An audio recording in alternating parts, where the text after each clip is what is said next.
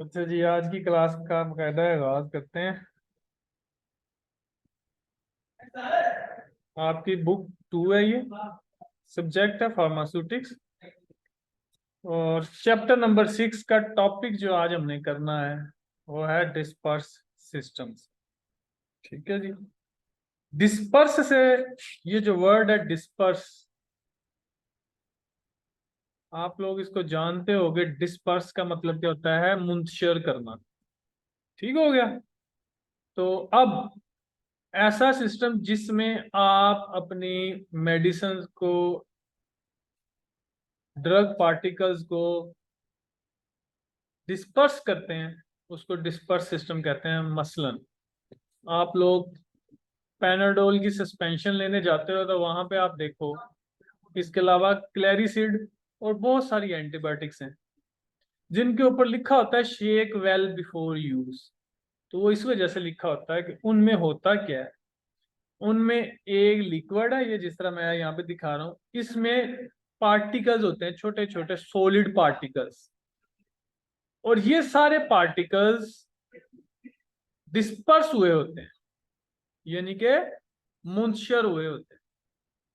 और जरूरी नहीं है कि ये पार्टिकल सॉलिड हो, ये पार्टिकल लिक्विड्स के भी हो सकते हैं। जैसा कि वाटर है तो वाटर के अंदर ऑयल के छोटे छोटे ग्लोब्यूल्स, ठीक है, ग्लोब्यूल्स बोलेंगे। सॉलिड के पार्टिकल्स, ऑयल के ग्लोब्यूल। तो ये वर्ड पार्टिकल और ग्लोब्यूल, इसको आपने जेन में रखना है कि जब ऑयल के छोटे छोटे ड्रॉप्स लिक्विड में डिस्पर्स करोगे तो उन छोटे छोटे ड्रॉप्स को ग्लोब्यूल्स कहा जाता है। और जब सॉलिड पार्टिकल्स को करोगे तो वो आपके सामने इस तरह पिक्चर के अंदर दिखा रहा हूं मैं जिस तरह, तो ये डिस्पर्स सिस्टम कहलाएगा। ठीक है जी। तो अब एक अच्छा डिस्पर्स सिस्टम वही होता है जिसमें पार्टिकल्स यूनिफॉर्मली डिस्ट्रीब्यूट हो। यूनिफॉर्मली डिस्ट्रीब्यूट मतलब कि पार्टिकल बराबर तरीके से हर जगह पे डिस्ट्रीब्यूट हो। ये ना हो कि पार्टिकल नीचे वाली, ये जो नीचे वाली सतह है यहाँ पे ज्यादा हो, ऊपर कम हो, ऐसे नहीं। डिस्पर्स सिस्टम जिसमें पार्टिकल्स यूनिफॉर्मली डिस्ट्रीब्यूट हो। तो ये जो पार्टिकल्स है, सॉलिड पार्टिकल्स, इनकी जगह मैं पहले फिर मैं बता रहा हूँ, इनकी जगह लिक्विड भी हो सकता है जैसा कि ऑयल। ठीक है, तो ये अब आपने खुद समझ लेना है। तो ये जो पार्टिकल, चाहे ये सॉलिड हो चाहे ये लिक्विड हो, इनके मैं नाम बताने लगा हूं। तो वो आप बेहतर है कि अभी लिख लोगे तो आपको ये डिस्पर्स सिस्टम का कंसेप्ट समझ आ जाएगा।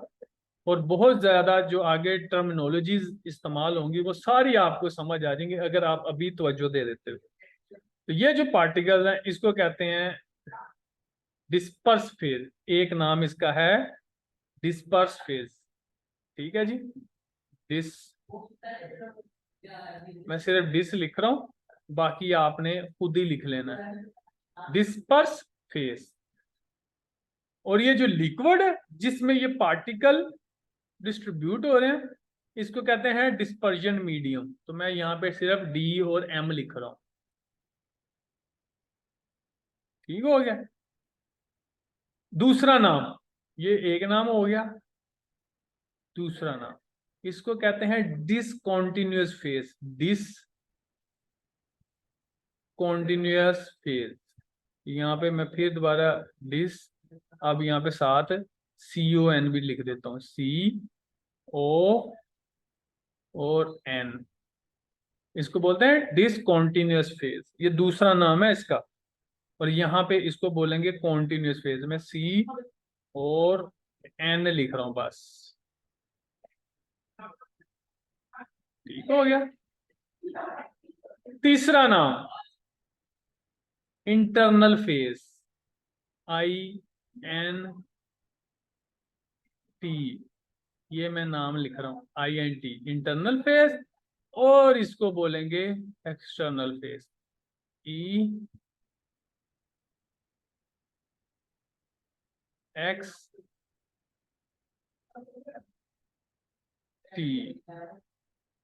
External phase.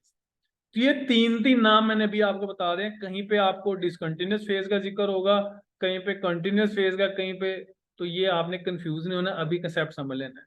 जैसे आप पानी के अंदर डिस्प्रिन की टैबलेट को ऐड करो तो डिस्प्रिन की टैबलेट पूरे पानी में घुल जाती है। कैसे घुलती है कि छोटे छोटे पार्टिकल डिस्प्रिन के पूरे पानी में फैल जाते हैं। तो आप यहाँ पे भी समझ लो कि डिस्प्रिन की टैबलेट ही है। तो ये जो सॉलिड पार्टिकल पूरे पानी में हल नहीं होते बल्कि पानी में डिस्पर्स हो जाते हैं, तो इसको अब यहाँ पे नाम दिया जा रहा है सॉलिड पार्टिकल को इंटरनल फेज, डिसकंटिन्यूअस फेज और डिस्पर्स फेज। ये तीन नाम, डिस्पर्जन मीडियम, कॉन्टिन्यूअस फेज और एक्सटर्नल फेज, ये नाम दिया गया जी आपकी लिक्विड को जिसमें पार्टिकल वगैरह आपने डिस्पर्स किया। ठीक है, तो ये नाम याद कर लेने हैं। अब ये अगर आपको कंसेप्ट आ गया जो मैंने अभी आपको पिक्चर में दिखाया है, तो अब रीड करोगे अगर आपको तो मजीद क्लैरिटी हो जाएगी। मैं आपके लिए अब रीड कर रहा हूँ। Disperse system, these are the type of preparation containing undissolved और इमिसिबल ड्रग। तो जब सॉलिड पार्टिकल का जिक्र होगा तो लफ्ज अनडिसॉल्व, और जब लिक्विड का जिक्र होगा तो लफ्ज इमिसिबल आएगा। ये जो सॉलिड पार्टिकल है ये हल नहीं होते, अगर ये हल होते तो कभी भी डिस्पर्स सिस्टम नहीं बन सकते। ठीक है, जैसे चीनी है या नमक है, नमक को पानी में आप जब भी ऐड करोगे डिस्पर्स सिस्टम नहीं बनता। डिस्पर्स सिस्टम के लिए जरूरी है कि पार्टिकल डिसॉल्व ना हो। ठीक है, अच्छा जी।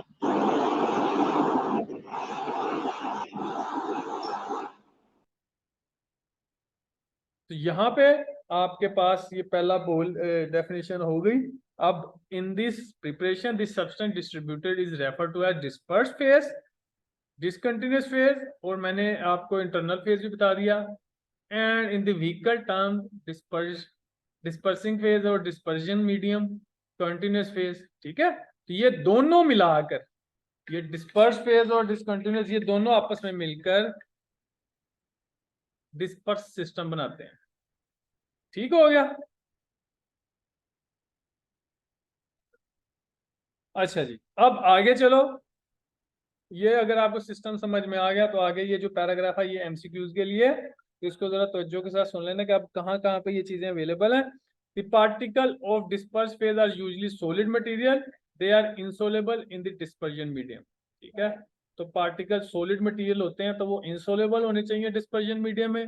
इन केस ऑफ इमल्जन, अच्छा ये याद रखना कि जब सॉलिड पार्टिकल अनडिजोल्व होंगे तो उसको कहते हैं सस्पेंशन, सस्पेंशन। और अगर लिक्विड वाले ग्लोब्यूल्स होंगे जो इमिसिबल होंगे तो उसके लिए लफज है इमल्जन। ठीक है, इमल्शन या emulsions. The disperse phase is liquid, तो इमल्जन के अंदर डिस्पर्स फेज लिक्विड होती है जबकि सस्पेंशन में डिस्पर्स फेज सॉलिड होती है। बात समझ आ गई है? तो ये पॉइंट्स क्लियर हो गया आपको। In the case of aerosols, aerosols होते हैं जैसे आपका बॉडी स्प्रे वगैरह। ठीक है, तो इसमें डिस्पर्स फेज में भी स्मॉल एयर बबल्स होते हैं। अच्छा जी, तो यहाँ पे ये पॉइंट जब आपको अंडरस्टैंड हो गया तो अब आपके सामने ये जो आगे टॉपिक आ रहे हैं उनको अंडरस्टैंड करना बहुत इजी हो जाएगा। तो ये मैं इसको अब रब कर रहा हूँ।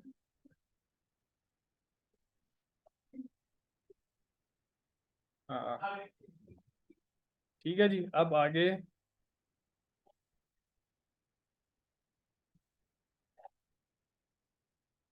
The particle of disperse phase very widely in sizes. तो ये जो डिस्पर्स फेज है जिसमें सॉलिड पार्टिकल आप ऐड करते हो जो इंसोलेबल होते हैं, तो इनका साइज ना वेरी करता है। वेरी का मतलब चेंज हो सकता है। तो अगर पार्टिकल का साइज इतना हो 1 नैनोमीटर से 0.5 माइक्रोमीटर, उसको कहते हैं कोलाइडल डिस्पर्जन। अगर पार्टिकल का साइज 0.5 से 10 माइक्रोमीटर हो, जिसकी एग्जांपल है मैग्मास एंड जेल्स, ठीक है, तब उसको कहते हैं फाइन डिस्पर्जन। और अगर पार्टिकल का साइज 10 से 50 हो तो उसको कहते हैं कोर्स डिस्पर्जन, जिसकी एग्जांपल है सस्पेंशन और इमल्जन। समझ आएगी? ये अगेन एमसीक्यूज का पॉइंट ऑफ व्यू से यहाँ पे लिखा है, आपसे एमसीक्यू में पूछा जा सकता है this size range from 10 to 50 micrometer produce dash dispersion। तो cause dispersion आ सकता है, fine dispersion, collider dispersion या none of these। बात आ गई समझ में? तो ये पॉइंट है, ऐसे आपने करने हैं। उसके बाद नीचे एक टेबल है, ये भी एमसीक्यूज के लिए ही है। इसमें आप देखो अगर डिस्पर्स फेज लिक्विड है, डिस्पर्जन मीडियम गैस है, तो इसकी एग्जांपल क्या मिलती है? मिस्ट। ये जो धुंध होती है इसमें डिस्पर्जन मीडियम गैस होता है यानी हवा होती है, और इसके अंदर लिक्विड होती है धुंध में, तो वो डिस्पर्स फेज है। तो ये मिस्ट एग्जांपल है। और इसके अलावा एरोसोल्स भी।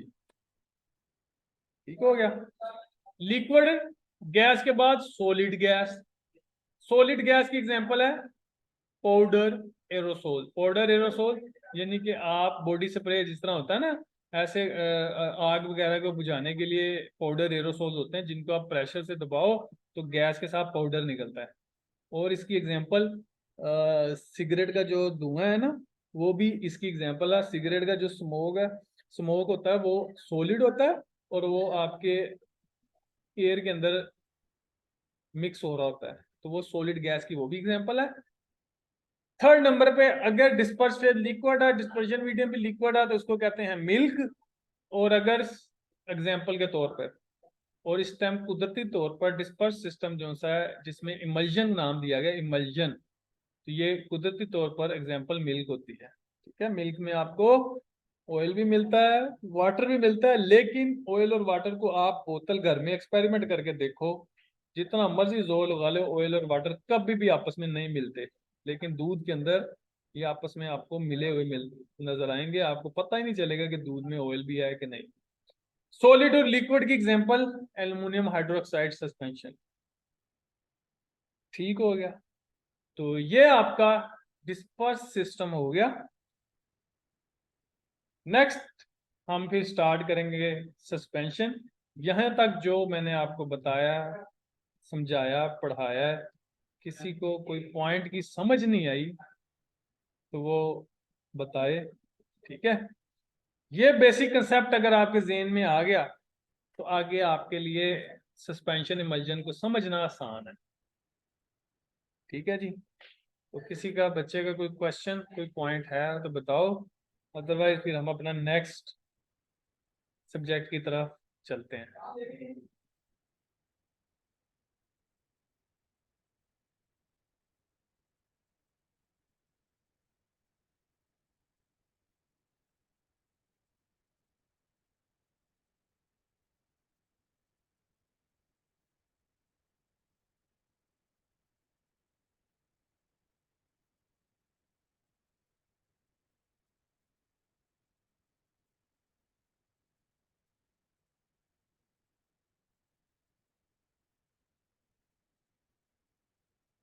अच्छा जी, फार्माकोनोजी की तरफ चलते हैं। ये कल हमने 2 ड्रग्स पढ़ी थी, तो आज मैं सोच रहा हूँ कि आप लोगों से अनम्यूट करवा के आपसे ज़रा सुनूं कि आप किस तरह प्रोनाउंस कर रहे हैं। मैं जो आपको बार बार एक नाम को प्रोनाउंस करके बताता हूँ, तो क्या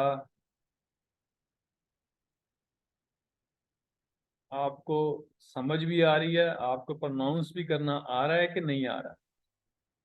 ठीक है जी। तो कल हमने कार्बोहाइड्रेट्स में 2 ड्रग्स की थी, एक की थी एकेशिया, एक की थी ट्रेगोगंथ। तो आप में से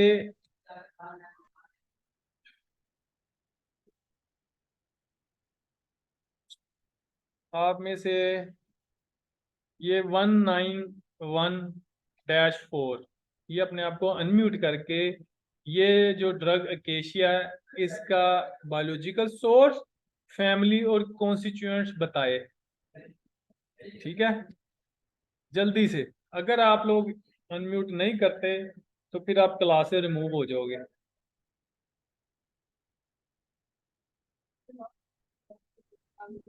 अरे थोड़ी सी आवाज ऊंची करके, क्लियर माइक को रख के, ताकि सब बच्चे सुने। ठीक है जी, शाबाश, कोशिश करो।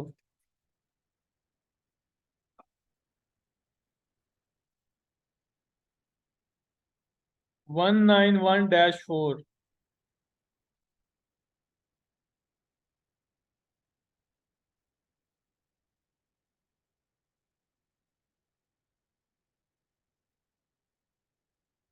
आपने अभी तक अपने आप को अनम्यूट नहीं किया।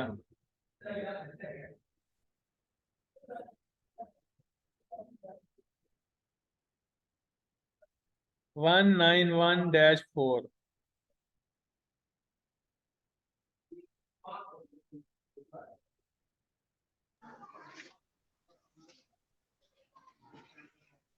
ठीक हो गया, ये 191 ने आज अपने आप को अनम्यूट नहीं किया। ठीक है, तो इसका मतलब ये है कि ये या तो एक्टिव नहीं है या ये स्टूडेंट ही नहीं है इस कॉलेज का। ठीक है, तो इसको फिर नेक्स्ट इंशाल्लाह फिर रिमूव कर देंगे। अच्छा जी, आगे जमील, आप सुनाओ।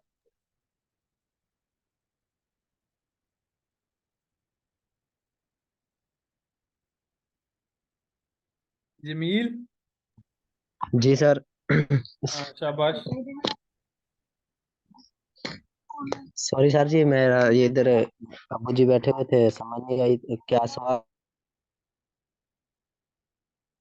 ठीक है, बस ड्रग का बायोलॉजिकल नेम और फैमिली बताओ और कॉन्स्टिट्यूएंट्स बताओ।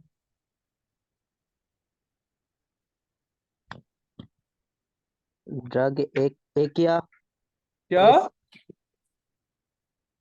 ड्रग का नेम है एसिकिया। अच्छा,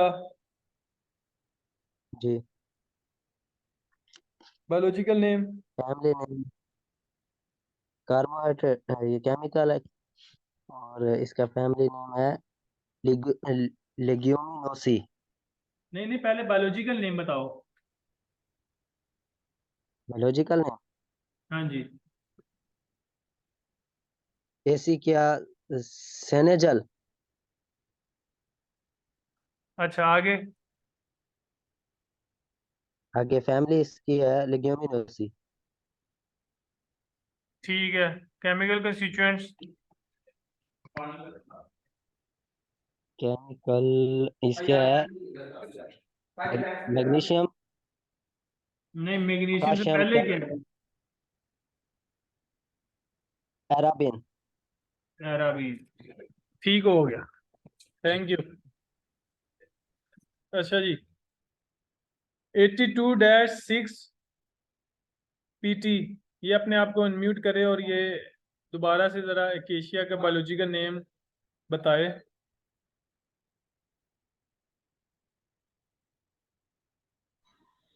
अकेशिया सिंजिला, अकेशिया अरेबिका, फैमिली है लेग्मिनोसियाई, केमिकल कंस्टिट्यूएंट्स है arabin, magnesium, potassium, calcium, salt.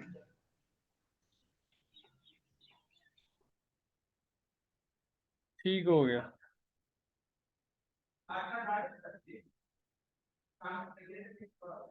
इर्तिजा, जी सर। आप बताओ दोनों ड्रग्स के बायोलॉजिकल नेम। अकेशिया का बायोलॉजिकल सोर्स है Acacia senegal, Acacia arabica, family Leguminosae, और केमिकल कॉन्स्टिट्यूएंट्स है इसके arabin, calcium, potassium and magnesium salts of arabic acid. Tragacanth का biological name astra Astragalus gummifer, उसकी फैमिली लेग्यूमिनोसी, और chemical शाबाश, constituents हैं ट्रागाकैंथिन और बेसोरेन, सॉरी। शाबाश। तो ये मैं पहले आप लोगों को समझ आ गई होगी, एक जो सा नहीं बोला उसको मैंने रिमूव कर दिया। ठीक है। अच्छा, तो इसमें इस तरह है कि आप लोगों को, जमील आपके लिए भी मैं यहाँ पे 2-2 3-3 दफा नाम को रिपीट करता हूँ। रिपीट करने का मकसद ये होता है कि आप लोगों को प्रोनाउंसिएशन समझ आए कि किस तरह बोला जा रहा है। अगर रिपीट करने के बावजूद भी आप ऐसे ही नाम बोलोगे, आकाश, सिया, सिनगल, पता नहीं क्या क्या बोली जा रहे हो, तो ये तो फिर इस तरह आप एग्जामिनर को अगर याद, इतनी मेहनत करके आप ये याद करो और बोल ही ना पाओ सही, तो क्या फायदा फिर आपके याद करने का। समझ आई? अभी मैंने जो 2 बच्चों से सुना, किसी की प्रोनाउंसिएशन सही नहीं थी, आपको पता ही नहीं है कि आप पढ़ क्या रहे हो। अब आपने ये स्पेलिंग है जो से अकेशिया सेनेगाल नाम है, अकेशिया अरेबिका है, तो ये अगर आप याद कर रहे हो, मेहनत कर रहे हो, तो अब आपसे बोलना ही नहीं सही जा रहा, तो मुझे बताओ कि क्या फायदा आपके याद करने का। समझ आई? तो ये अब जैसे आपका ट्रैगर गन था, ये तो आपका वाइवे में भी आएगा। आपको जब वाइवा हो रहा होगा तो आपके सामने ड्रग पड़ी होगी, आपने इसको आइडेंटिफाई करना है, और रिकॉग्नाइज करने के बाद आपने इसका नेम भी बताना है। समझ आ रही है? तो ये तो अगर आप नेम गलत बता रहे होगे तो वो तो फिर फायदा कोई नहीं होगा आपको। मैं इसलिए बार बार कहता हूँ कि आप लोग, जब मैं नाम बोल रहा होता हूँ, तो आप एक दफा खुद से बैठे हुए रिपीट तो किया करो, ना हो एक दफा फिर पूछ लिया करो सर दोबारा से बताएं, रिपीट कर लें। ठीक है? तो थोड़ा सा है ना इस तरफ तवज्जो दो आप लोग, कि आपकी प्रोनाउंसिएशन नहीं ठीक। आपको एक चीज को याद भी कर रहे हो और गलत याद कर रहे हो, तो क्या फायदा उसका।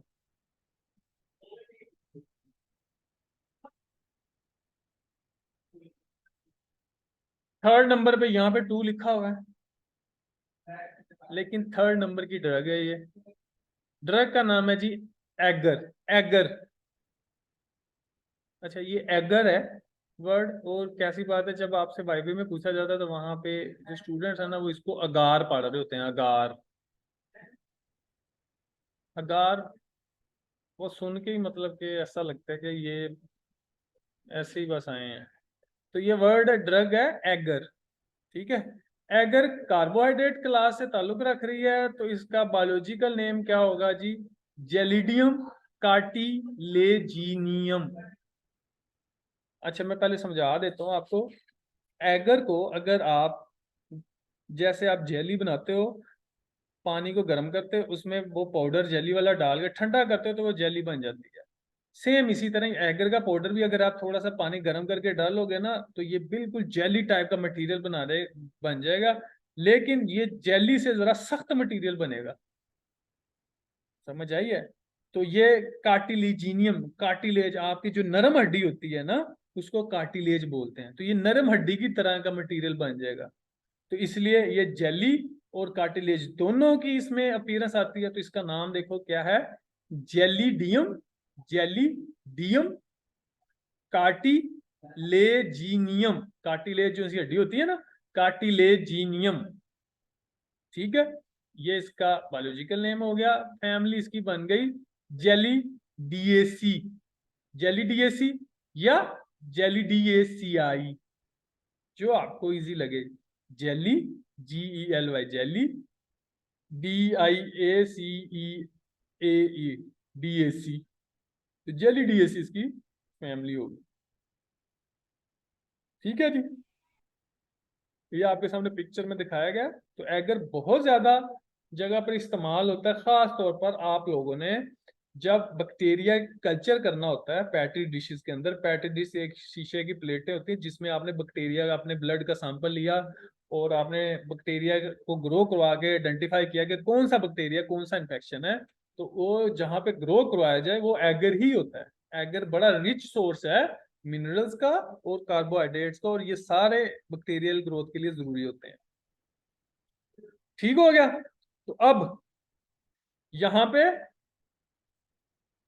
एगर केमिकल कंस्टिट्यूएंट्स पे आ जाते हैं। एगर के केमिकल कंस्टिट्यूएंट में आता है जी एग्रोज और एग्रोपैक्टिन। ये 2 केमिकल कंस्टिट्यूएंट्स हैं, एग्रोज और एग्रोपैक्टिन। मेडिसिनल यूज क्या है? एमल्सिफाइंग एजेंट के तौर पर इस्तेमाल होता है। कल भी मैंने आपको बताया था एमल्सिफाइंग एजेंट क्या होता है। तो ये एमल्सिफाइंग एजेंट कैथार्टिक, यानी कि इसको आमतौर पर आप आइसक्रीम वगैरह और बहुत से जूसेस वगैरह में इस्तेमाल करते हो। तो ये कैथार्टिक यानी कि आपको इस अच्छा फील होता है। ठीक है? तो ये हो गया। उसके बाद डिमल्सेंट। ठीक है? डिमल्सेंट कल भी मैंने आपको बताया था कि गले की खराश वगैरह जो सी होती है, स्वेलिंग वगैरह के स्मूथ करने के लिए। फिर nutrient media for bacterial culture, जैसा मैं पहले बता चुका हूं आपको। और लेग्जेटिव, लेग्जेटिव का मतलब, लेग्जेटिव का मतलब ये है कि ये फूड कॉन्स्टिपेशन में यूज होता है, जबरदस्त। ठीक है, को सॉफ्ट बिल्कुल। तो यही टर्म होती है जो आपसे एग्जामिनर पूछ रहा होता है। अब आगे आ जाओ जी, 4th नंबर पे स्टार्च।